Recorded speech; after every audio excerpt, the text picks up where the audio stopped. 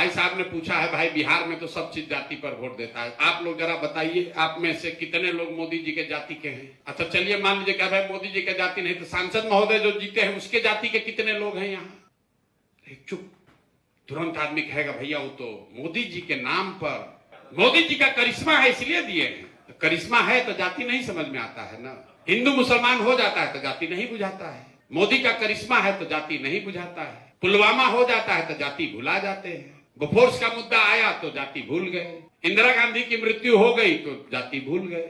आगे क्या होगा छोड़िए, जो पीछे 30 साल में होता रहा है, जब भी कोई घटना, कोई व्यक्ति, कोई प्रयास, कोई विचारधारा समाज के इमेजिनेशन को कैप्चर कर ले तो समाज में ये ताकत है, वो जातियों से ऊपर उठकर वोट करता रहा है। ये आगे नहीं पीछे की बात कर रहे हैं। 84 में बिहार में सभी जातियों के लोगों ने कांग्रेस को वोट दिया, 89 में सभी जातियों के लोगों ने बीपी सिंह को वोट देकर जिताया, 2014 में सभी जातियों के लोगों ने मोदी जी को जिताया, 2019 में पुलवामा के नाम पर सब लोग मिलकर जाकर भाजपा को वोट दिए, तो आगे भी दे सकते हैं।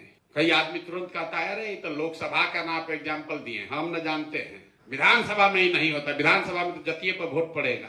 आप देखिए 2010 में नीतीश कुमार और भाजपा वाले लोग बिहार में चुनाव जीते, कितना सीट आया, 206, एनडीए को 206 सीट आया। सामने उनका लड़ाई किससे था, लालू जी, रामविलास जी और कांग्रेस, तीनों एक साथ थे। तब नीतीश जी के साथ भाजपा थी, भाजपा में मोदी नहीं थे उस समय, इतना बड़ा ताकत मोदी, अमित शाह संग ये सब नहीं था। केंद्र में कांग्रेस की सरकार थी, लालू जी भी तब जवान थे, ज्यादा उनका ताकत भी था, रामविलास जी भी थे, तीनों लोग एक साथ, और नीतीश भाजपा एक साथ। नीतीश भाजपा को कितना सीट आया, 206, लालू कांग्रेस रामविलास जी को कितना सीट आया, 30, 32, 34 एग्जैक्ट। फिर वही कॉम्बिनेशन चुनाव लड़ा पिछला 2020, इस बार फिर नीतीश जी और भाजपा साथ में, इस बार मोदी जी भी थे, अमित शाह भी थे, देश में भाजपा की सरकार भी है, और सामने से लालू जी, कांग्रेस और रामविलास जी उसमें नहीं थे, रामविलास जी तो रहे नहीं, लालू जी भी अब थक गए हैं, उनका लड़का ही नेतृत्व कर रहा था, कांग्रेस भी उस समय देश में राज कर रही थी, अब उससे कमजोरे हो गई है।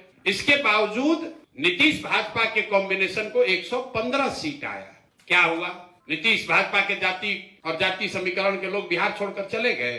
नहीं, 2010 में 206 सीट इसलिए आया था कि जाति का समीकरण भी था, और बिहार का करीब करीब हर व्यक्ति ये मानता था कि नीतीश ने पहले टर्म में अच्छा काम किया है, तो उसने जाति का समीकरण भी है और काम भी है, तो 206 सीट आया है। और 2020 में खाली जाति के समीकरण पर लड़ने गए तो 115 आने में दम निकल गया।